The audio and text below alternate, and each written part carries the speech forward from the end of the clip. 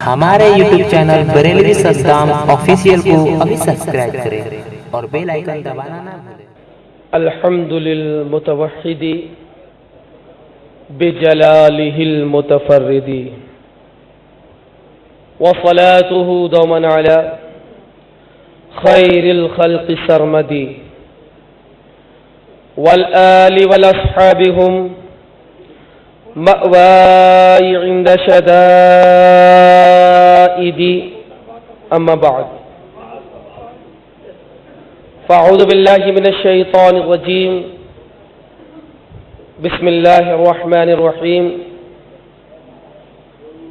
كنتم خير أمة أخرجت للناس تأمرون بالمعروف وتنهون عن المنكر صدق الله المولانا العظيم وصدق رسوله النبي المتين الأمين الكريم ونحن على ذلك لمن الشاهدين والشاكرين والحمد لله رب العالمين۔ معزز مکرم سامعین کرام، آئیے اخلاص و محبت کے ساتھ پہلے اپنے آقا و مولا رحمت عالم روح فدا صلی اللہ تعالی علیہ وآلہ وسلم کی عظمت والی بارگاہ میں مل جل کر ہدیہ درود اسلام پیش کریں۔ بآواز بلند پڑھیں اللہم صلی علی سیدنا و مولانا محمد وآلہ واصحابہ وبارک وسلم صلاۃ و سلام علیک یا رسول اللہ صلی اللہ تعالی علیہ وآلہ وسلم۔ معزز سامعین کرام،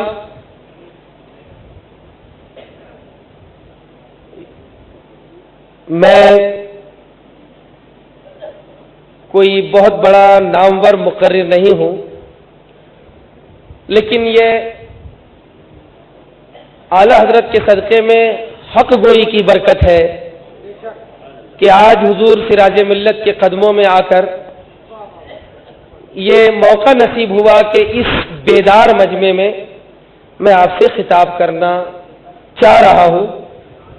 پہلے میں گزارش کروں گا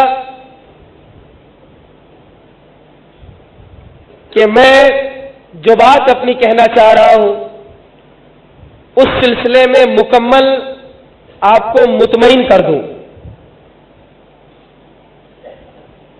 ان بزرگوں کے صدقے میں اور مفتیان کرام کے علوم کے فیضان سے رب کی رحمت سے مجھے یہ امید ہے کہ میں جو نظریہ پیش کرنا چاہتا ہوں انشاءاللہ العزیز میں اپنے سامعین کو اس میں مکمل مطمئن کر دوں گا انشاءاللہ۔ حضرات سب جانتے ہیں کہ آج جشن غریب نواز ہے اور سرکار غریب نواز علیہ رحمت و رضوان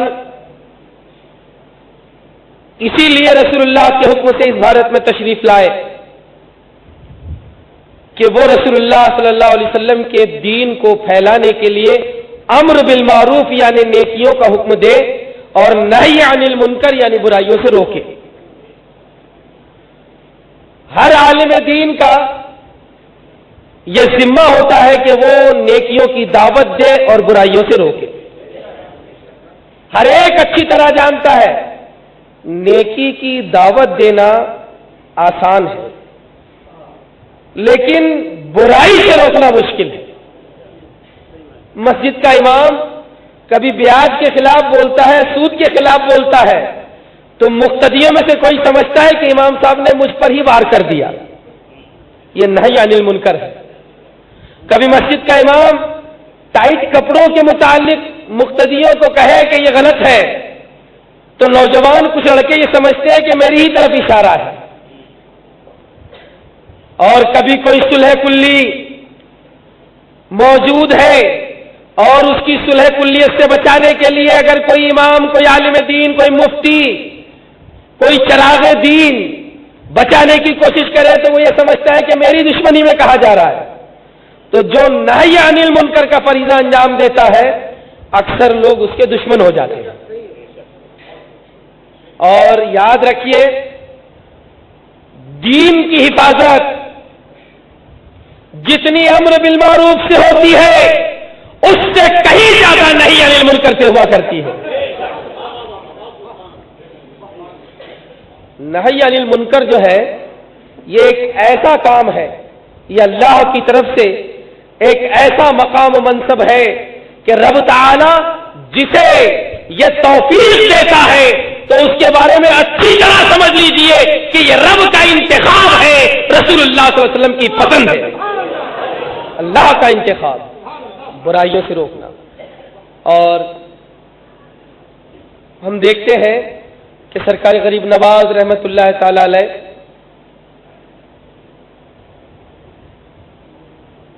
12 یا 14 سال کا ایک نوجوان اپنے کھیت میں، اپنے باغیچے میں ہے، کام بس اتنا ہے کہ انگوروں کو توڑنا، بازار میں لے جا کر بیچ دینا اور درختوں کو سیراب کر دینا پانی۔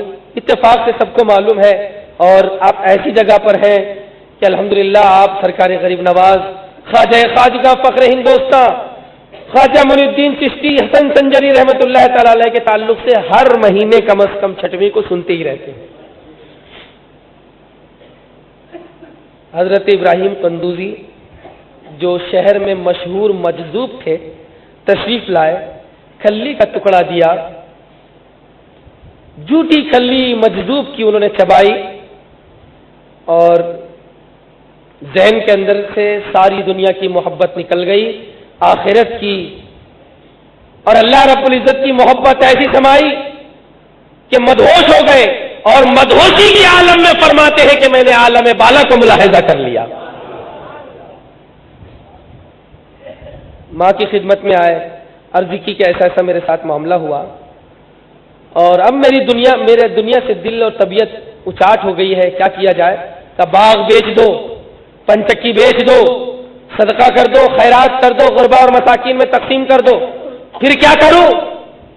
بھائیے، غریب نواز کی ماں ہے، سلطان ہند کی ماں ہے، ماں نے کیا کہا؟ ماں نے یہ نہیں کہا کہ جاؤ بیٹا، جس نے تمہارے دل کو بدل دیا جاؤ ان کو گھومو، ڈھونڈو، تلاش کرو، وہ مجذوب ہے، جاؤ ڈھونڈو، ان کے پیچھے آگے گھومو۔ ماں نے یہ نہیں کہا، ماں نے جو درس دیا اسی درس کو امام اہل سنت نے فتاوی رضویہ میں فرما دیا کہ مجذوبوں کے پیچھے نہ گھومو، سالک کو تلاش کرو۔ ماں نے کیا کہا؟ ماں نے یہ کہا کہ بیٹا تیاری کرو، ایسا نہیں کہا کہ جاؤ فلاں خانقاہ میں مرید ہو جاؤ، مراقبے کرو، فلاں پیر صاحب کے پاس جاؤ، ان کے ہاتھ میں ہاتھ دے دو اور خوب وظیفے کرو۔ ماں نے کیا کہا؟ بیٹا سامان تیار کرو، مدرسے میں جاؤ، حافظ قرآن بنو، عالم دین بنو۔ اس کا مطلب یہ ہوا کہ خواجہ کی اور خواجہ کی مقدس ماں کی تعلیم یہ ہے کہ جب تک مدرسہ نہیں ہوگا تب تک خانقاہ نہیں ہوگی۔ اسی لیے حضور سراج ملت نے اپنی خانقاہ کے ساتھ مفتی اعظم ہند کے فیضان کا مدرسہ بھی قائم کر دیا ہے، سرکار غریب نواز کی تعلیم۔ اور اس سلسلے میں ایک نوجوان اپنی بڑی بہن کو اپنے گھر میں دیکھتا ہے کہ روزانہ رات میں وہ اپنے حجرے سے نکلتی ہے اور گھر کے صحن میں جا کر رات بھر وہاں رہتی ہے، صبح فجر پڑھ کر واپس صحن سے آتی ہے گھر میں، حجرے میں۔ تو اس نے کئی بار یہ محسوس کیا کہ رات میں حجرے سے نکلتی ہے دیر رات میں اور صحن میں رہتی ہے، کسی بھی چھوٹے بھائی کو اپنی بہنوں کے تعلق سے کچھ نہ کچھ شکوک اور شبہات گزرتے ہیں۔ اس نے سوچا کہ ذرا نگرانی کی جائے، اپنے ہی حجرے، اپنے ہی کمرے کے دروازے کی جھری سے اس نے دیکھنا شروع کیا کہ یہ رات میں کیا کرتی ہے۔ تو اس نے دیکھا کہ بہن نے مصلی بچھایا، رب کی بارگاہ میں کھڑی ہو گئی، نماز ادا کر رہی ہے، طویل قیام، طویل رکوع، طویل سجدہ، اور جب رات کا آخری حصہ آیا تو بھائی دیکھتا ہے کہ آسمان سے ایک نور اترا اور بہن کو پورے نور نے گھیر لیا ہے۔ دوسرے دن سوچا کہ اور میں دیکھوں کہ کیسا کیسا رب کی طرف سے رحمت کی برسات میری بہن پر ہوتی ہے۔ پھر اس نے دوسرے دن دیکھا، جب رات کا آخری حصہ ہوا تو بھائی نے دیکھا کہ جب بہن نے دعا کے لیے ہاتھ اٹھائے، آسمان سے نور اترا، اس نور کے ساتھ چمکتے دمکتے معرفت کی شراب کا پیالہ ہے، شربت کا پیالہ ہے۔ بہن کے قریب پیالہ آیا، बहन ने पूरा प्याला पी लिया, प्याला वापस चला गया। फिर दूसरा प्याला आया और बहन ने पिया। भाई ने समझ लिया कि नूर का प्याला है, मारिफत का प्याला है, अल्लाह रब्बुल इज्जत की नूरानियत मेरी बहन पर बरस रही है। तो वहीं दरवाजे से भाई ने आवाज लगाया कि भाई बहन, एक प्याला तो पी चुकी, दूसरा पी रही हो, अब मेरे लिए कुछ बचा कर रखना।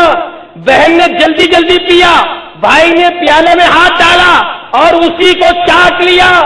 अब बहन से पूछिए कि भाई का क्या आलम है। बहन कहती है कि सुनो, मेरा भाई मंसूर हल्लाज, मेरा भाई मंसूर हल्लाज शराबे मारिफत की 2 बूंद बर्दाश्त नहीं कर सका। ये उसकी बहन रोजाना 2 प्याले पिया करती है। वो आलम जज्ब में है और ये आलम सुलूक में है। इसलिए इमाम अहले सुन्नत ने फरमाया कि सालिक को तलाश करो। अरे अगर मजजूब से फैज मिलना होगा तो गुलाम ख्वाजा बन जाओ, तो कोई गुलाम इब्राहिम कंदूजी तुम्हारे दर पर आ जाएगा। सच्चे गुलाम ख्वाजा बन जाओ, सरकार करिए। और ये जो कहा जाता है, कभी बहुत सारे जो है हमारे अहले सुन्नत वल जमात के भाई हमारे ऐसे भाई मजजूबों को तलाश करते रहते हैं, और अल्लाह ताला हमारी कौम की हिफाजत फरमाए। जो है बहुत गंदा दिखा, बहुत उसके कपड़े खराब दिखे, बस किसी को भी बगैर दलील के मजजूब समझ लेते हैं, इसकी जरूर इस्लाह की जाएगी। और इमाम अहले सुन्नत ने इस तरफ भी तो इस्लाह फरमाई है। यहां पर मैं एक बात अर्ज कर दूं कि कुछ लोग वो हैं जो आज ये सोच रहे हैं कि इनको अपने ही लोगों के खिलाफ नहीं बोलना चाहिए। ये क्यों बोल रहे हैं? कुछ लोग वो हैं जो ये सोच रहे होंगे कि बनामे सुन्नियत है, आला हजरत का नाम लिया जा रहा है, फिर क्या बात है कि अपनों के खिलाफ कहा जा रहा है। मुझे बताओ, तौहीन करने से पहले अशरफ अली थानवी क्या था? हमारा ही तो था। तौहीन करने से पहले इस्माइल दहलवी क्या था? हमारा ही तो था। तो चाहे कोई आला हज़रत की वसीयत याद करो, चाहे कोई कितना ही तुम्हारा करीब हो, अगर तुमने उससे गुस्ताखी को महसूस कर लिया तो उससे दूर हो जाओ। यही मसला क्या आला हज़रत। और एक बात मैं अर्ज करूं यहां पर, मैं बार बार सोचता हूं, आप थोड़ा गौर कीजिए इस पर और तन्हाई में इस पर सोचिए इंतहाई संजीदगी के साथ। सब मुसलमान अच्छी तरह जानते हैं, कम पढ़े लिखे भी ज्यादा पढ़े लिखे भी, कि इस्लाम जो हक दीन है ये पूरी अपनी हक्कानियत के साथ क़यामत तक कहीं ना कहीं मौजूद जरूर रहेगा। एक हदीस पाक के मुताबिक यह है कि इस दुनिया में ऐसा बस कुर्बे क़यामत में होगा कि कोई मुसलमान न रहे, वरना कम अज कम 7 मुसलमान जो हक पर कायम है वो जरूर इस दुनिया में रहे, हक पर रहे। अल्लाह ताला इस दीन की हिफाजत करेगा, सबको मालूम है। अब मेरा आपसे सवाल है, जरा गौर कीजिएगा तनाई में, कि अल्लाह ताला ने जो फरमाया कि मैं इस दीन की जो अहकाम इलाही का खुलासा है उसके बारे में अर्ज कर रहा हूं कि इस दीन की अल्लाह हिफाजत करेगा, अल्लाह ताला कुरान की हिफाजत करेगा। सरकार ने फरमाया कि अल्लाह इस दीन की हिफाजत फरमाएगा। तो कैसे होगी हिफाजत? कोई गलती करेगा तो क्या आसमान से तख्ती उतरेगी कि तख्ती में आप पढ़ लो साहब, ये सफेद साफे जो पहनकर आए हैं ये सुलह कुल्ली है और ये दूसरे सारे फिरकों के साथ रहकर जिंदगी बसर करना चाहते हैं? क्या ये बताने के लिए आसमान से तख्ती उतरेगी? या ये बताइए कि कोई दरख्त जमीन से उगेगा और उस दरख्त के पत्तों पर यह लिखा रहेगा कि ये जो हरे साफे पहनकर आए हैं ये वो लोग हैं जिन्होंने शुरू ही से रद्द वहाबिया करने से मना कर दिया, फिरक़े बातिला के खिलाफ जबान खोलने से मना कर दिया? क्या ऐसा होगा? न दरख्त से की पत्तियों पर लिखा होगा, न आसमान से कोई तख्ती उतरेगी। तो फिर अल्लाह ताला आलम असबाब में इस दीन की हिफाजत कैसे फरमाएगा?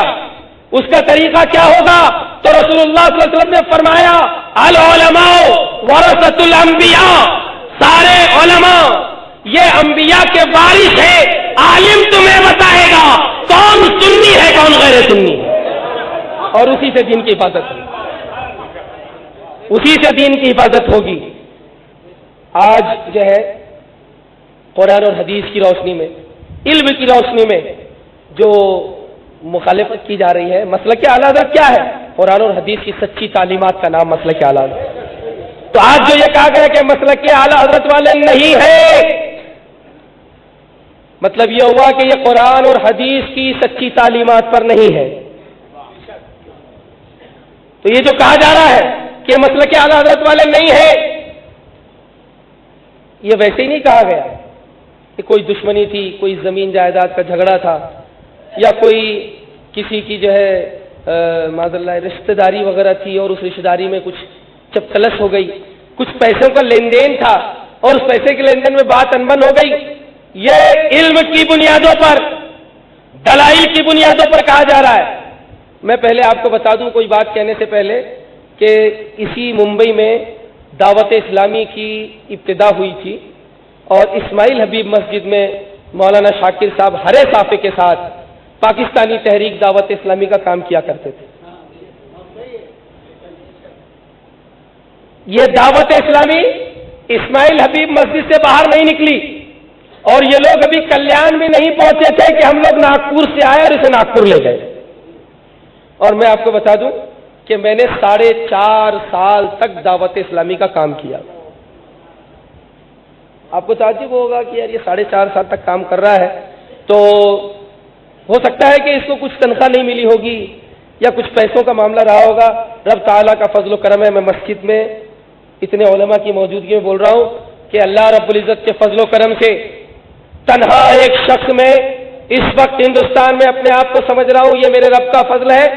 اور میں اپنے طور پر میں اللہ کی قسم کھا کر اس مسجد میں کہتا ہوں کہ دعوت اسلامی کا مجھ پر احسان نہیں ہے، بلکہ اس وقت دعوت اسلامی پر میرا احسان ہے جب ناگپور میں کوئی نہیں جانتا تھا، اشرفیہ میں کوئی نہیں جانتا تھا، میرے اساتذہ اشرفیہ میں جانتے تھے، اہل ناگپور مجھے جانتے تھے، شہرت کے اعتبار سے دعوت اسلامی گمنام تھی، میرا نام تھا، لوگوں نے دعوت اسلامی کو میری وجہ سے پہچانا۔ پوچھ لیجئے اشرفیہ کے علماء سے، پوچھ لیجئے ناگپور کی عوام سے۔ اور پیسوں کی جہاں تک بات ہے تو محترم پیارے بھائیوں، پاکستان سے فیضان سنت آتی تھی یا نہیں آتی؟ تو فیضان سنت کے چند ابواب سے مخالفت کرنے کے باوجود آج بھی وہ فیضان سنت ناگپور کے مساجد میں موجود ہے، جس میں میں نے شروع کے خواب والے کاغذوں کو نکال کر پھاڑ کر پھر ممبر پر رکھا تھا جب میں دعوت اسلامی کا ہندوستان کا نائب امیر تھا مولانا شاکر کے بعد۔ 4.5 سال تک جو دعوت اسلامی کی خدمت کی، جی میں عرض کر رہا تھا کہ فیضان سنت پاکستان سے آتی تھی، اور یہاں جو ہے کوئی مکتبہ وغیرہ نہیں تھا دعوت اسلامی کا۔ وہ ایک عرفان بھائی نمک والے ہیں جو شاید آج سنی دعوت اسلامی سے منسلک ہوں گے، ان کے پاس رہا کرتی تھی، 200 روپیہ اس کا ہدیہ تھا۔ اپنے ذاتی خرچ سے میں نے وہ خواب والے حصے نکال لیے تھے، وہ نکال کر ہی رکھتا تھا مساجد میں، کیونکہ مجھے شروع سے وہ پسند نہیں تھا۔ اپنے ذاتی خرچ سے جب دعوت اسلامی کے پاس انڈیا میں کوئی رقم نہیں تھی، کوئی فنڈ نہیں تھا، یہ زکاتیں وصول نہیں کرتے تھے اور سینہ تان کر کہتے تھے کہ مولانا لوگ چندے کرتے ہیں، ہم چندہ نہیں کرتے، یہ کہا کرتے تھے۔ یہ مولانا لوگ نذرانے لیتے ہیں، ہم نذرانے نہیں لیتے، اور یہ کہتے ہیں کہ حضرت صاحب بڑی سادگی سے رہتے ہیں، لیکن جب یہاں ممبئی سے ناگپور گئے تھے تو سارے مبلغین جنرل بوگی میں جا رہے ہیں اور یہ ایسی 2 ٹائر میں جا رہا ہے، خود حضرت صاحب کا عالم۔ تو یہ کتاب تقریباً 350 کتابیں اپنے ذاتی خرچ سے جب دعوت اسلامی کے کروڑپتی حضرات نہ پھیلا سکے، اس وقت اس فقیر نے پھیلائی تھی۔ تو پیسوں کے اعتبار سے دیکھیے تو دعوت اسلامی کا مجھ پر احسان نہیں، الحمدللہ میں نے کبھی دعوت اسلامی سے نہ تنخواہ کے نام پر، نہ نذرانے کے نام پر، اور نہ اور کسی نام پر کوئی رقم لی ہے، نہ کوئی پیسہ لیا ہے۔ اللہ کا فضل و کرم ہے۔ تو کوئی الحمدللہ، اور یہ جو دعوت اسلامی کے ذمہ دار ہیں، میں نام لے کر بولتا ہوں، پوچھ لیجئے مولانا شاکر سے، پوچھ لیجئے ابو بکر سے کہ انہوں نے اپنی زندگی میں کبھی مجھے 1 روپیہ دیا ہو، اور پوچھ لیجئے ان سے کہ ناگپور کے فخر الدین نے دعوت اسلامی پر اپنی کتنی رقم خرچ کی ہو۔ آج جب تقریر سن کر آپ جاؤ گے تو یہ میٹھے بھائی آپ کو یہ کہیں گے کہ ہو سکتا ہے کہ پہلے ملتا رہا ہوگا، بند ہو گیا۔ بات یہ نہیں ہے میرے پیارے، بات کیا ہے؟ بس میں ابتدا کرتا ہوں۔ بات یہ ہے کہ دعوت اسلامی جب ناگپور میں مولانا شاکر صاحب کا اجتماع ہوا تو وہ اجتماع الیاس قادری کے اجتماع کے جیسا نہیں تھا، دونوں میں تھوڑا فرق ضرور ہے، لیکن اب کیا بتائیں، یہ بھی ظہیر الدین قادری صاحب کی محبت میں ایسے کھو گئے کہ ایک ظہیر الدین کے لیے پورے اہل سنت کو قربان کر دیا، اختلاف پیدا کر دیا۔ میرا پیغام مولانا شاکر رضوی صاحب کو ہے، وہ مجھے بہت اچھی طرح آج سے نہیں 90 سے جانتے ہیں۔ میرا پیغام یہ ہے کہ مولانا شاکر صاحب اپنے استاد کی محبت میں نہ کھو، اور ظہیر الدین صاحب آپ اچھی طرح سن لو، اپنی اکڑ پو سب ایک طرف رکھ دو۔ جو آپ نے یہ قانون بنایا کہ سارے مسلکی اختلافات کو بالائے طاق رکھ دیا جائے گا، یہ شریعت کی روشنی میں غلط ہے، اس پر حکم کفر ہے۔ علماء کونسل کے اس ایک دفعہ سے توبہ کر لو، رجوع کر لو، پورے ہندوستان کا اختلاف ختم ہو جائے گا، ختم ہو جائے گا۔ اور شاکر صاحب آپ سے گزارش ہے کہ آپ جو ہے ظہیر الدین صاحب اگر توبہ کرتے ہیں تو ٹھیک۔ میں نے ایک بار حضرت قاری ظہیر الدین صاحب سے بھی بات کی تھی، اب حضرت کیا کہیں، اس وقت ہم حضرت حضور دست بوسی وغیرہ سب کیا کرتے تھے۔ میں نے گفتگو کی کہ حضرت یہ جو ہے بولے یہ جو لوگ مجھ پر کفر کا فتویٰ دے رہے ہیں یہ لوگ کانگریسی مولانا ہیں، صرف کانگریس کی وجہ سے دے رہے ہیں، معاذ اللہ رب العالمین۔ ہر ایک مسلمان چاہے جس پارٹی میں ہو، وہ بھلے ہی بی جے پی میں ہو، یہ اچھی طرح جانتا ہے کہ سارے مسالک کے اختلافات کو بالائے طاق رکھنا یہ کسی پارٹی کی بات نہیں، پارٹی سے متعلق بات نہیں، یہ دین حق سے متعلق بات ہے۔ پارٹی کا کیا تعلق ہے اس میں؟ تو آپ نے دین حق کی خلاف ورزی کی تھی، بی جے پی کی خلاف ورزی نہیں کی تھی۔ آپ نے شریعت کی خلاف ورزی کی تھی، بی جے پی کی خلاف ورزی نہیں کی تھی۔ کہ کانگریسی علماء اور جنہوں نے فتوے دیے وہ ایک دو نہیں، 137 علماء کرام مفتیان اعظام ہیں جنہوں نے اس بات کے کفر ہونے پر مہر تصدیق دی ہے۔ تو میں عرض کر رہا تھا کہ جو ابتدا دلیلوں کی بنیاد پر ہے، یہ جو اختلاف ہمارا ہے اور یہ اختلاف کو بتانا انتہائی ضروری ہے۔ 15 دن ہوئے دعوت اسلامی کو، صرف 15 دن۔ تیسرا یا چوتھا اجتماع تھا، ہر سنیچر کو بعد نماز عشاء اجتماع ہوا کرتا تھا۔ ابتدا ہوئی، ایک دو ویسے ہی اجتماع ہو گئے، لیکن 2 اجتماع کے بعد میں تیسرا یا چوتھا اجتماع تھا۔ کچھ الیاس قادری صاحب کے انتہائی عقیدت مند حضرات نے ایک نعت خواں کو ایک نعت سکھائی تھی، وہ تنہائی میں سکھا دی اس کو۔ ان لوگوں کے طریقے کیا ہوتے ہیں کہ دسترخوان بچھاتے ہیں، تندوری چکن، بریانی اور بٹر روسٹ، یہ وہ پورا دسترخوان سجا ہوتا ہے، اور اس کے بعد لاتے ہیں۔ حضرت دیکھیے کتنا کام ہو رہا ہے۔ صاحب ہاں واقعی کام ہو رہا ہے۔ وہ بیچارہ نعت کا عوام میں سے غریب آدمی، لیکن آواز اچھی تھی اس کی، تو اس کو انہوں نے ایک نعت سکھائی، اور وہ نعت میری موجودگی میں امیر ہوں، وہ نعت خواں نے پڑھنا شروع کیا۔ مجھے نہیں معلوم کس نے لکھی، اس نے پڑھنا شروع کیا۔ سب جانتے ہوں گے، اور جو پرانے دعوت اسلامی کی نعتیں سن چکے ہوں گے انہوں نے بھی سنی ہوگی، عرش اولا سے اعلیٰ میٹھے نبی کا روضہ۔ اب اس نے جیسے ہی پڑھنا شروع کیا، عرش اولا سے اعلیٰ میٹھے نبی کا روضہ، عرش اولا سے، میٹھے نبی مت بولو، پیارے نبی بولو۔ تو وہ تو بیچارہ ہمارے ماتحت تھا، اب اس نے پیارے نبی پڑھنا شروع کر دیا۔ اب وہ پوری نعت ہو گئی، اجتماع ختم ہو گیا، جو ذمہ دار صاحب تھے ناگپور کے، انہوں نے گھر پر بلایا، ارے حضرت صاحب سے زیادہ آپ عقل مند ہو گئے۔ میں کہا عقل مندی کی بات نہیں ہے، مجھ کو اپنے نبی کے تعلق سے میٹھا نبی بولنا پسند نہیں آتا، میں اپنی موجودگی میں نہیں بولنے دوں۔ تو بولے آپ حضرت مفتی عبدالحلیم صاحب سے پوچھ لیجئے۔ میں کہا میں ان سے پوچھنے نہیں جاؤں گا، مجھے ان کا مزاج معلوم تھا۔ ہاں تو وہ جو ہے میں ان کے پاس پوچھنے نہیں جاؤں گا، ان کو بات سمجھ میں نہیں آ رہی تھی، تو میں نے گفتگو کے دوران غلام یاسین کو کہا اے میٹھے بھائی، چہرہ اتر گیا اور گھور کر دیکھنے لگے میٹھے بھائی، میں نے 2 بار کہا تو میں نے کہا کہ جب تجھے اپنا میٹھا بھائی بولنا پسند نہیں تو تو اپنے نبی کو میٹھا نبی کیوں بولتا؟ یا رسول اللہ، اپنے نبی کو میٹھا نبی، اعلیٰ حضرت اعلیٰ۔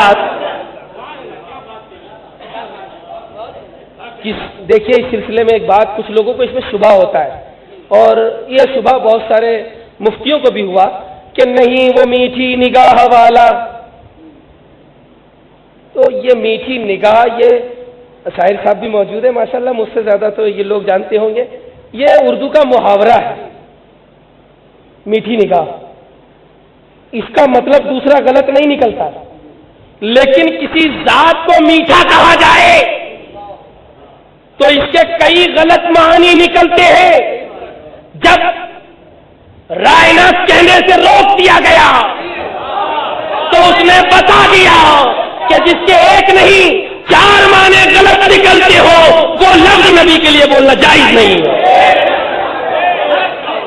نہیں وہ میٹھی نگاہ اعلیٰ حضرت کا جو ہے، اعلیٰ حضرت کا جو شعر ہے وہ ذات کے تعلق سے نہیں ہے بلکہ ایک اردو کا محاورہ ہے، اور جب کسی ذات کے تعلق سے بولا جائے تو معنی غلط نکلتے ہیں۔ آپ حیدرآباد میں کبھی میٹھا بول دیجئے، اتنی ہنسی اڑتی ہے ان میٹھے بھائیوں کی، کل سے آپ بھی بولیں گے، کوئی دکھے السلام علیکم میٹھے بھائی، پھر دیکھیے چہرہ کیسے بگڑتا ہے۔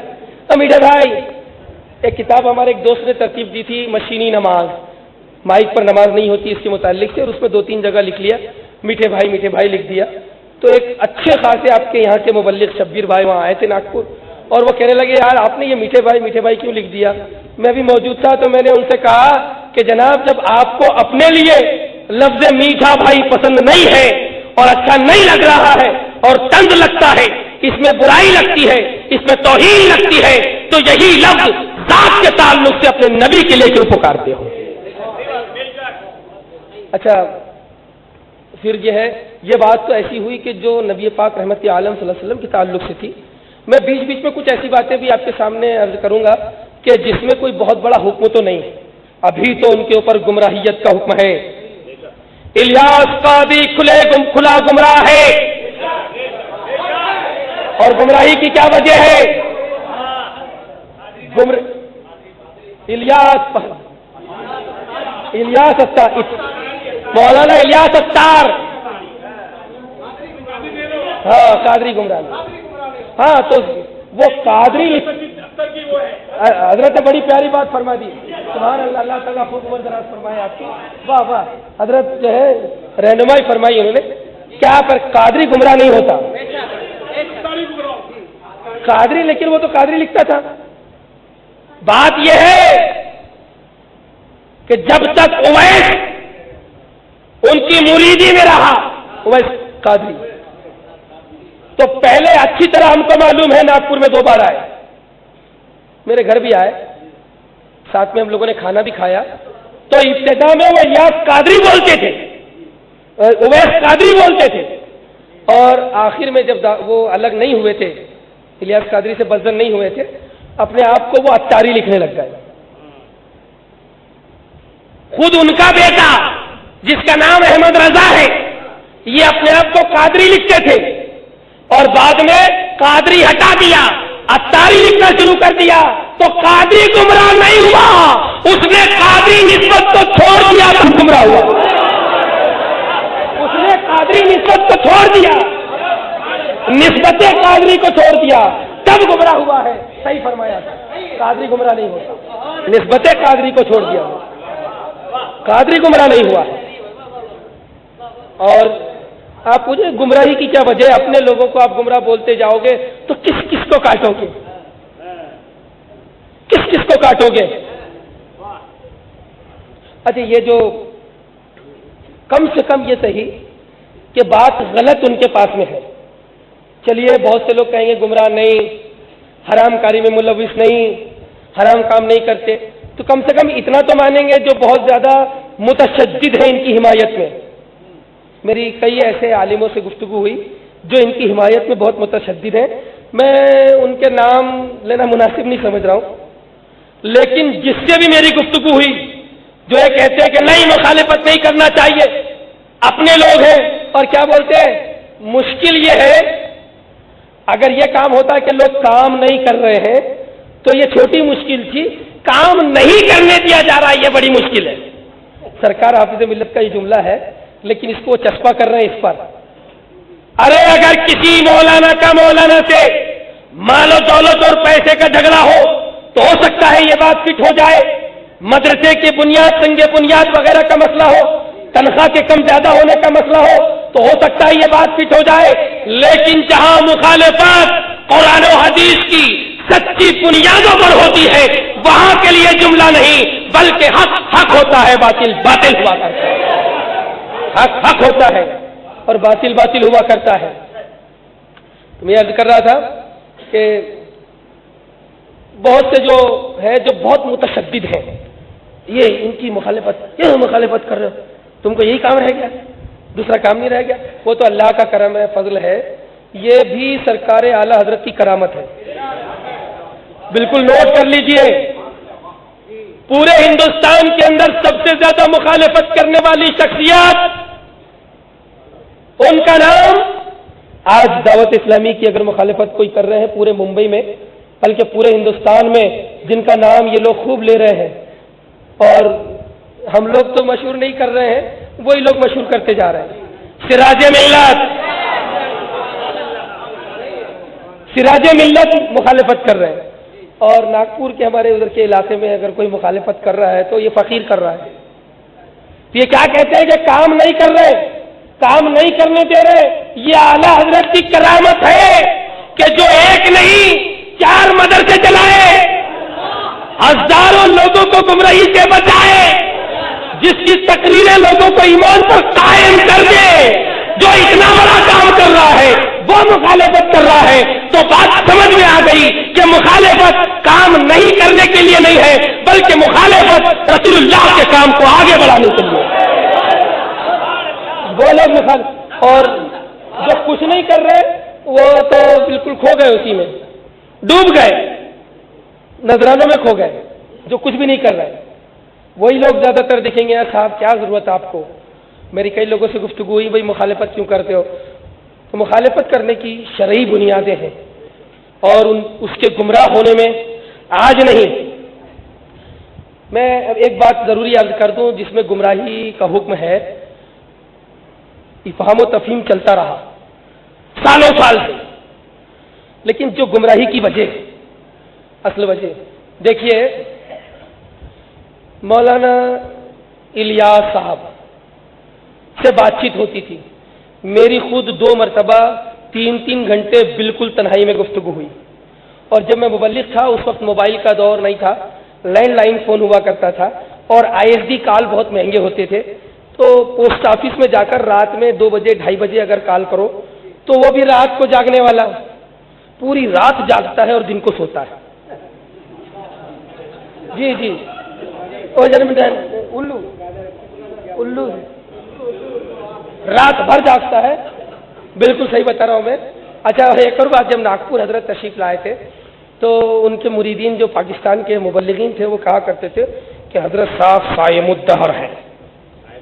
ہاں حضرت صاحب پورے سال بھر میں صرف 2 مہینے شاید ہو کہ جس میں روزہ نہ رکھے، پورے سال بھر روزہ رکھتے ہیں۔ تو جب 4-5 دن ناگپور میں رہے تو میں نے ان کا معمول دیکھا، سحری کرتے ہیں، اولے وقت میں اپنے کمرے میں جماعت کر کے نماز ادا کر لیتے ہیں، ہم مریدوں کو بولتے ہیں تکبیر اولا کے ساتھ نماز پڑھی، تکبیر اولا کے ساتھ پڑھی، अव्वले वक्त में अपने कमरे में फज्र पढ़ लेते हैं और 3:30-4 बजे सोकर उठते हैं। हो उसके जी मैं गवाह हूं मस्जिद में, रोजा कहाँ भारी पड़ेगा हजरत पर 3:30-4 बजे उठे, असर पड़ी, थोड़ी इधर उधर की गुफ्तगू, ये लो मगरिब का टाइम आ गया, साइमुद्दार।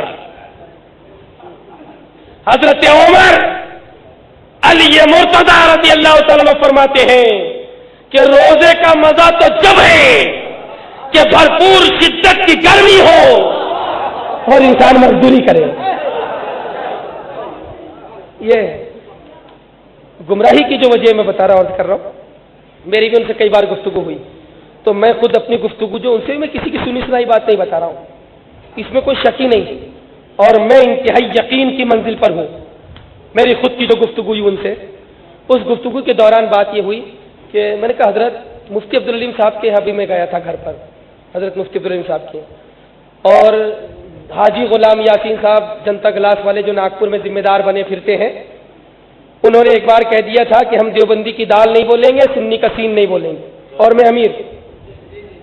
तो मुझे 1-2 लड़कों ने बताया कि ये बोल रहे हैं कि देवबंदी का दाल नहीं बोलेंगे, सुन्नी का सीन नहीं बोलेंगे। मैं मुफ्ती अब्दुल अलीम साहब के यहाँ गया, मैंने कहा हजरत इस्लाह जरूरी है, ठीक है, नमाज की दावत जरूरी है, ठीक है, तबलीगी जमात का तहरीक के जरिए जवाब जरूरी है, ठीक है, लेकिन हुजूर आप मुझसे बड़े हैं, मैं आपके शागिर्दों के बराबर भी नहीं।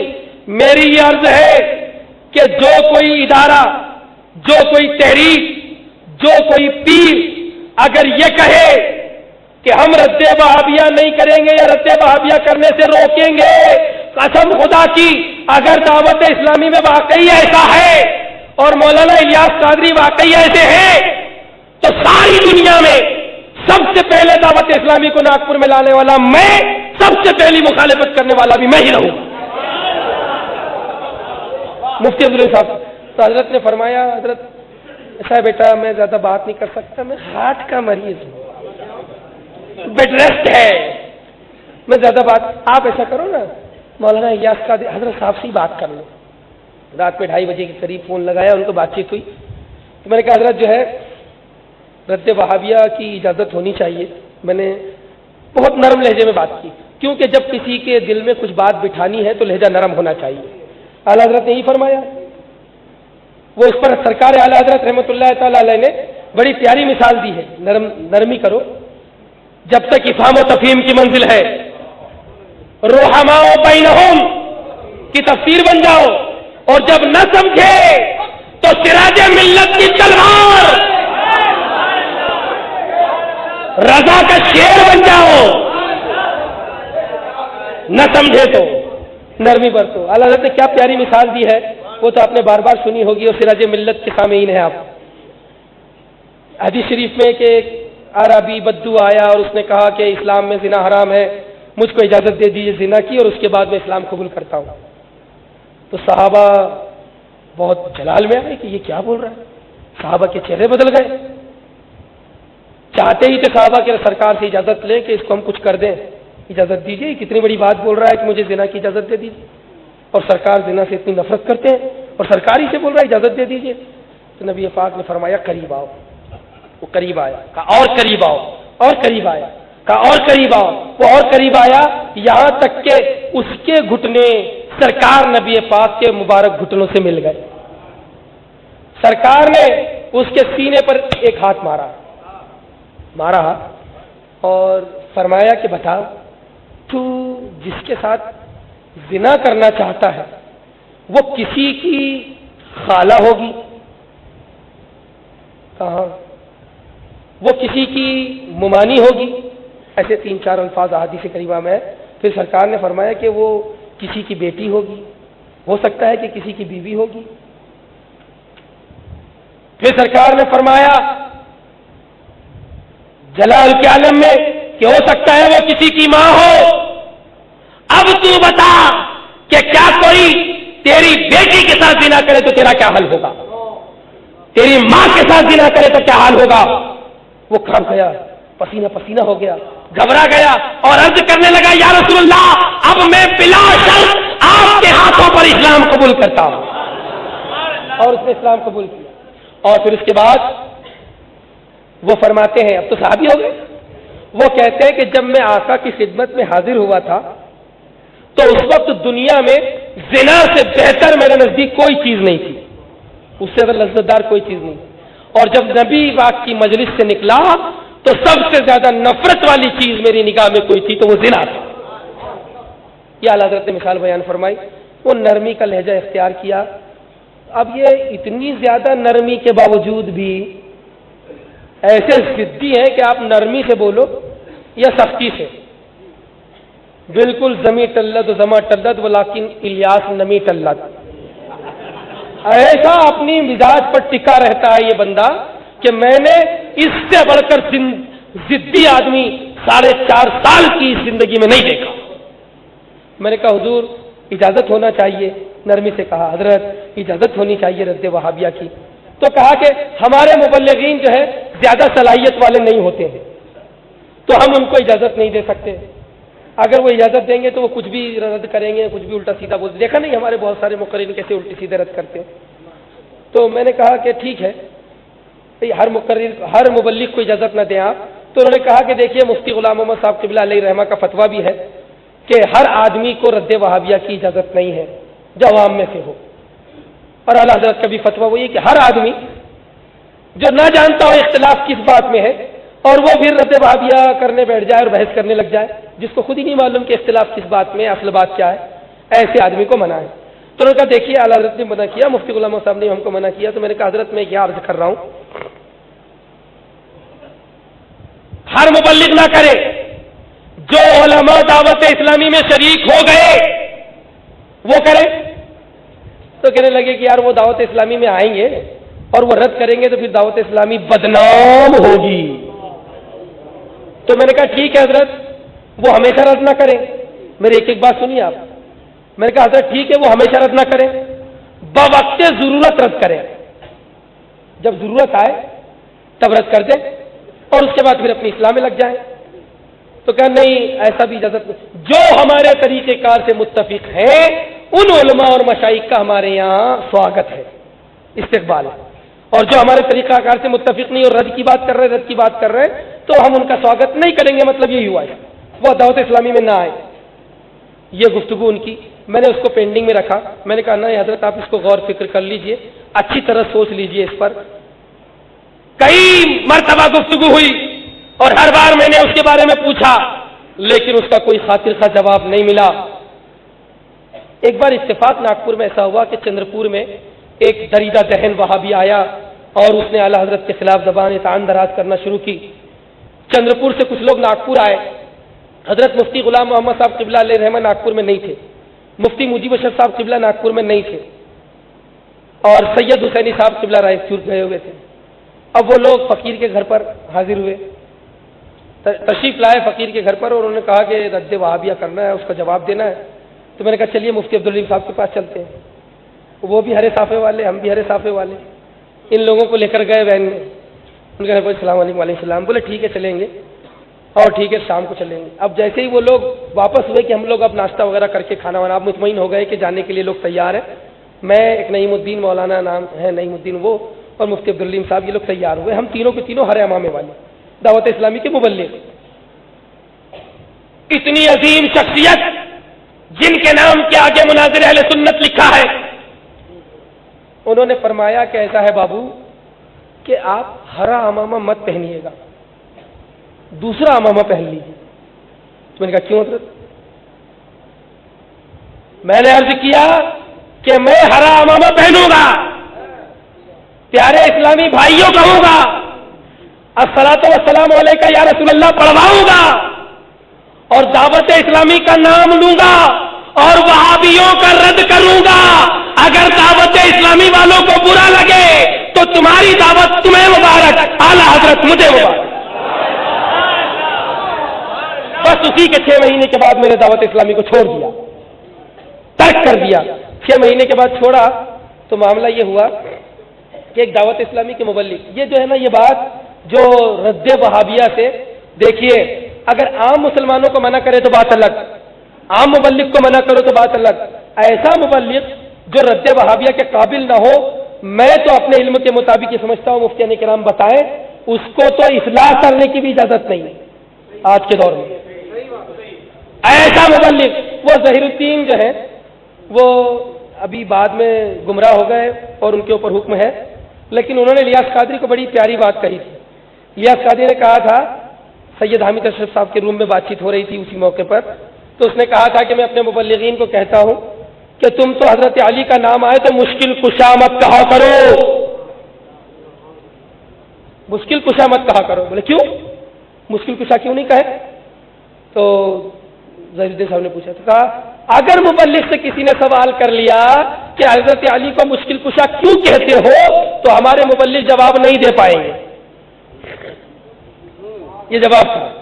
تو اس پر وہی ظہیر الدین صاحب جو پہلے بالکل شیروں کی طرح دہاڑا کرتے تھے، انہوں نے اچھا جواب دیا تھا. ابھی ان کے اوپر حکم ہے، وہ میں اس کی تعریف کر رہا ہوں. اس وقت اچھا جواب دیا تھا. مجھے وہ جواب جب بھی یاد آتا ہے تو دل میں ایک جو ہے نا عقیدت و محبت کا طوفان امڑ جاتا ہے. انہوں نے جواب دیا تھا کہ مولانا جواب نہیں دے سکتے، یہ جواب ہے تو سنو، 100 بھیڑیں پیدا کرنے سے ایک شیر بنانا بہتر ہے. 100 مبلغ مت بناؤ، ہرے صافوں کی تعداد مت بڑھاؤ، ایک پختہ اہل دین رد وہابیہ کے لیے تیار کرو. ہزاروں مبلغین پر بھاری ہوگا. سبحان اللہ سبحان اللہ، ہزاروں مبلغین پر بھاری ہوگا.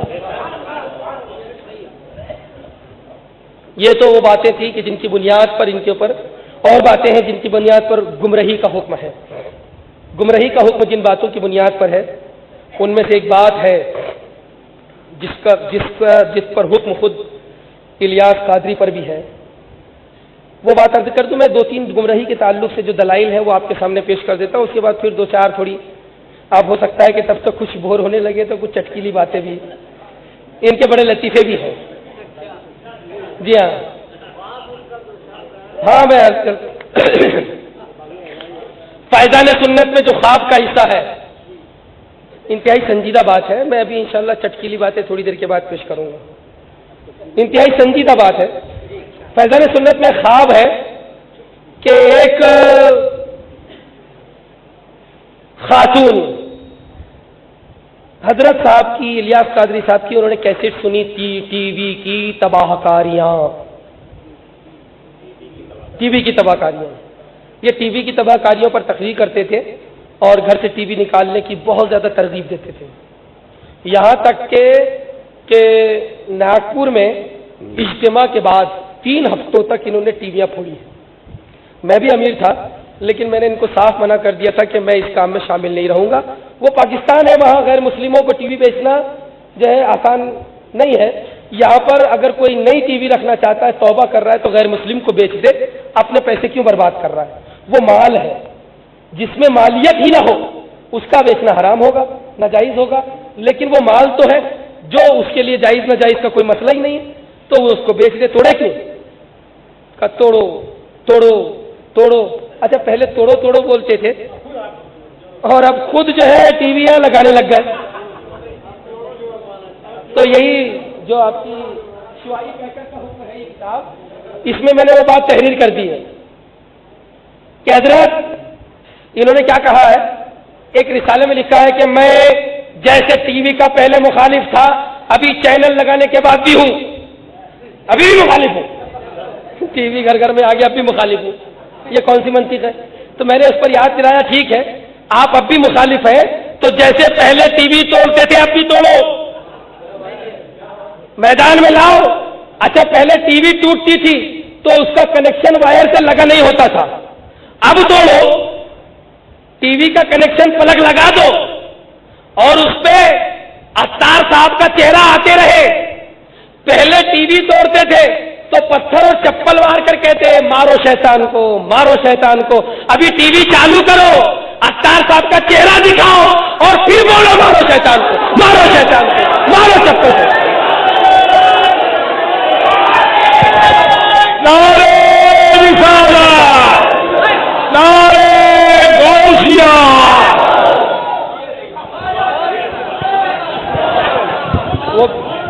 فیض رضا اتاریوں پہ फैज़ रज़ा बागियों पे अत्तारी चैनल जिंदाबाद।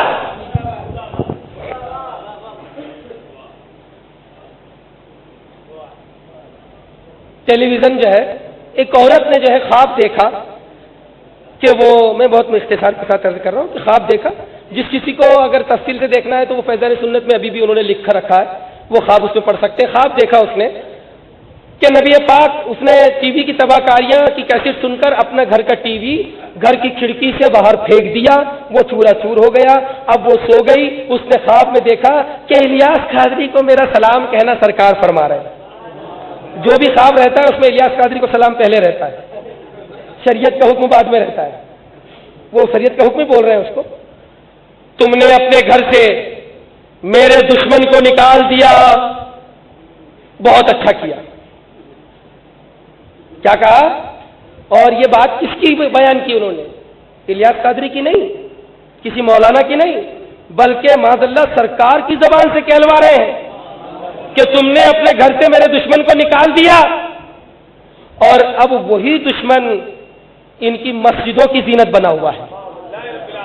अभी नागपुर से एक साहब गए थे पाकिस्तान, फैज़ान मदीना में गए, तो वो जब गए थे तो उनको दावत इस्लामी वाले ले गए, बड़ी अकीदत में गए और हजरत साहब से मुलाकात भी की, बड़ी अकीदत में। सब जो है दस्तबोसी कर रहे हैं, इन्होंने भी दस्तबोसी की। और हुजूर वहां से वापस आए तो दावत इस्लामी से बदजन होकर। तो मैंने कहा क्या बात हुई? कहा ठीक है, टीवी इन्होंने जायज करार दे दिया, लेकिन मैं बताता हूं कि ग्राउंड फ्लोर पर मस्जिद में 12 बाई 36 इंच का एलसीडी लगा हुआ है। इधर जमात खत्म हुई, मदनी चैनल चालू, अब मस्जिद में जो नमाज पढ़ने आ रहा है वो नमाज यहां पढ़ रहा है, सामने इलियास कादरी है, आवाज भी आ रही है। फर्स्ट फ्लोर पर भी यही, थर्ड फ्लोर पर भी यही, और बाजू में मस्जिद से लगा हुआ एक हुजरा है, उसमें भी यही। मस्जिद को सिनेमा घर बनाया। पाकिस्तान के फैज़ान मदीना, पाकिस्तान गए थे, यहां पर भी टीवी लगा कर बैठे। मस्जिदों के अंदर तस्वीरें, जब नबी पाक ने अंबिया की तस्वीरों को आम मस्जिद में नहीं, काबे की दीवार पर बाकी न रखा, तो तुम इलियास कादरी की तस्वीर को मस्जिद की दीवारों पर क्यों सजाते हो? और नबी की सुन्नतों का दावा है। और मैं एक बात अर्ज कर दूं कि जब ये बोलेंगे यार ये तस्वीर तस्वीर बोल रहे हैं, वो तस्वीर नहीं है। मैंने ये किताब तहरीर कर दी है बुजुर्गों की दुआओं से, इसका जवाब अभी तक उनके पास में नहीं है। मेरा चैलेंज है कि अगर वो तस्वीर नहीं है तो मेरी शुआई पैकर का जवाब लाएं। और दूसरा चैलेंज, जितने दावत इस्लामी वाले यहां से कराची तक सुन रहे हो, हुजूर सिराज मिल्लत के फैज़ान और अपने असातिज़ा की बरकतों से कह रहा हूं, रब ने वो कुव्वत दी है तो उसे ला फख्र तहदीद नेमत के तौर पर कहता हूं। यहां से पाकिस्तान तक तुम्हारे पास जो आलिम, जो मुफ्ती हो, उसे ले आओ, कसम खुदा की मैं उसे तस्वीर साबित करूंगा और तुम यह साबित करो कि वो तस्वीर नहीं है। आओ, हमारे बुजुर्गों को छोड़ दो, ताजुश शरिया से बात करने की बात बाद में, सिराज मिल्लत से बहस करने की बात बाद में। इन बुजुर्गों के गुलामे में, सरकार गौसे आजम के इस गुलाम में अल्लाह रब्बुल इज्जत ने वो हौसला अता किया है कि पूरे भारत नहीं, पूरे वर्ल्ड में जिस मुफ्ती को तुम काबिल समझते हो ले आओ और साबित करो कि ये तस्वीर नहीं है। और हम साबित करते हैं सुभान अल्लाह, ये तस्वीर नहीं है, तस्वीर नहीं है। इस फकीर का चैलेंज है, खुला चैलेंज। और अगर आपको मैदान में आने में शर्म आ रही हो तो 50-50 दोनों तरफ के आदमियों को बिठा लो और एक हॉल में बैठ जाओ। आ जाओ, जब कौम में इतनी गुमराही फैल रही हो, लोग कहेंगे साले ये तो सब मुनाजरे पर ही आ गए, ये तो मुनाजरे पर आ गए। जब कौम में गुमराही फैल रही है, इख्तिलाफ चल रहा है, रोड पर इख्तिलाफ की बातें हो रही हैं, ऐसे मौके पर अगर इख्तिलाफ को खत्म करने के लिए हम मुनाजरे का चैलेंज करते हैं तो रब की रहमत से यह उम्मीद रखते हैं कि एक एक लफ्ज में हमको सवाब मिलेगा, एक एक लफ्ज में सवाब मिलेगा। एक बात और अर्ज कर दूं, मौलाना एक बड़े हमारे मुकर्रिर तशरीफ लाए थे नागपुर में, تو انہوں نے پلین سے آئے, پلین سے گئے, ان کے عقیدت مندوں نے ان کو پلین کا ٹکٹ دیا. تو دعوت اسلامی کے مبلغین نے میرے سامنے 2-3 بار کہہ دیا, آپ مولانا لوگوں کا بڑا سپورٹ کرتے دیکھا, پلین سے آ رہے ہیں, پلین سے جا رہے ہیں, اچھے اچھے گھروں میں ٹھہر رہے ہیں, اچھا اچھا کھا رہے ہیں. بڑی جلن ہوتی ہے. جس کو علماء کی خوشحالی سے جلن ہو وہ کیسا سنی ہے, کیسا مسلمان ہے؟ ارے صحیح پکا مسلمان تو یہ ہے کہ اپنے قوم کے عالم دین پر خوشی دیکھ کر اسے خوشی ہو جائے, وہ خوش ہو جائے. جلن ہو رہی اس کو. پھر کیا ہوا کہ ناگپور میں حضرت صاحب تھے, ہم بھی ان کی خدمت میں لگے ہوئے جا رہے آ رہے ہیں. ایک صاحب سورت کے آئے, ان کا نام بھی مجھے معلوم ہے, میں نام جانتا ہوں, ابھی بھی وہ موجود ہیں سورت میں. انہوں نے کہا حضرت بمبئی میں اجتماع نہیں ہو سکا, ہم چاہ رہے ہیں کہ سورت میں کر لیں. ماشاء اللہ ماشاء اللہ الحمدللہ ہمارے پاس سورت کا بھی ہے. یہ کھڑے تھے, اس کے بعد میں پلنگ پہ بیٹھ گئے. وہ جو ہے الیاس قادری صاحب سے زیادہ عمر والے تھے, تو ان کو قریب بلایا, داڑھی, میرے چاند میرے لال, بالکل اجتماع رکھتے تھے, بالکل ہمارے پاس ویزا بھی ہے. تو انہوں نے کہا ٹھیک ہے. اب جو ہے تھوڑا سنجیدہ ہو گئے. لیکن دیکھیے جو اجتماع کی دعوت دے رہے تھے وہ کروڑ پتی آدمی ہے. اب ان کو کیا معلوم, پہلے پوچھ لینا چاہیے. اب بلا وجہ ہی بول رہے ہیں. دیکھیے صاحب, آپ مجھ کو, یہ انداز, آپ مجھ کو جس کمرے میں ٹھہرائیں گے اس کمرے میں اٹیچ لیٹرین باتھ روم ہونا چاہیے. کمرہ ایسی ہو تو بہتر ہے, ایسی ہو تو بہتر ہے, لیکن اٹیچ لیٹرین باتھ روم ہونا چاہیے. اب اتنا بول دیا تھا, یہیں خاموش ہو جاتا. بولتا صاحب اس لیے کہ میں اصل میں نمازوں کی پابندیاں کرتا ہوں اور ہمیشہ وضو سے رہنے کی کوشش کرتا ہوں, اس لیے اٹیچ لیٹرین باتھ روم رہے تو اچھا ہوتا ہے.